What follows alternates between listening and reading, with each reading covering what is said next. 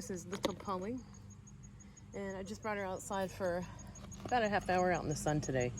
And I like to bring him out, even if it's only like 10 minutes a day, get some natural sunlight, because natural sunlight trumps any kind of UVB or UVA light that you can get, which I'm sure y'all know. But here we are, sitting, hanging out.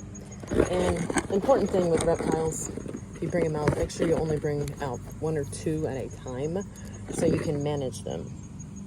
Now, I'll bring out some of mine more often, but I have special feeding tanks that I keep them in while they're eating.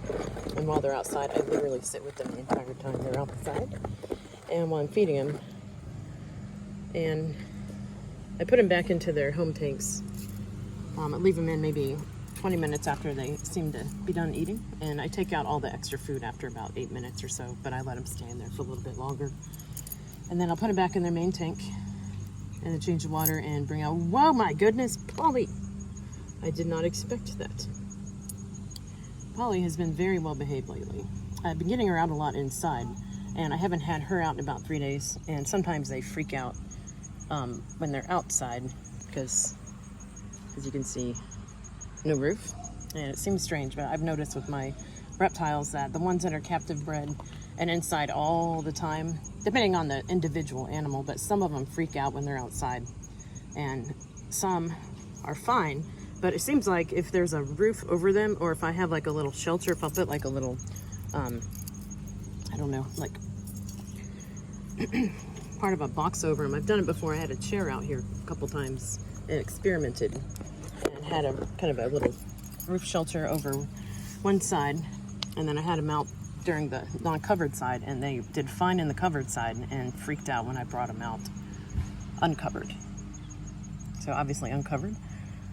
And Polly usually doesn't get angry. When she's not angry, that's just their behavior. And sometimes they just like to be a little cranky. And if any of you guys have cats or dogs, or even kids, you know, they have different temperaments, and reptiles do too. Different personalities. And when I pick her up, and she rears up, she's very interesting.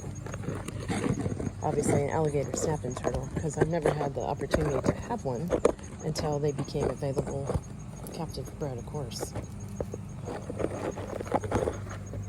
And I used to, a long time ago, have common snapping turtles around here. They would find them and then breed them and sell the babies.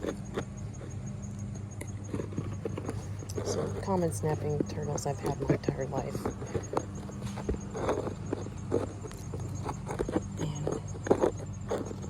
Keep them in my room. I always have, even as a kid, so I'm very, very, very familiar with the common snapping turtle behavior. But compared to an alligator snapping turtle, totally different. It's very interesting. And you would never see a common snapping turtle sitting like this. It's very fascinating.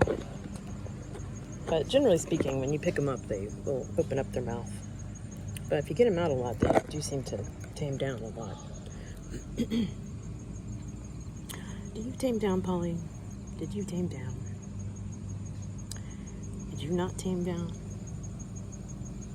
And they have these cute little long arms. And they'll grab things with their arms and swing around and take a bite. Nope, nope, nope, nope. Let's not do that. And yes, Polly would bite Kitty right on the nose in about 0.1 seconds. Pardon me. And I like for them to walk around a little bit, get some exercise, and a little bit of environmental enrichment. Get some different things to do so they don't get bored just staying in the same environment inside all the time.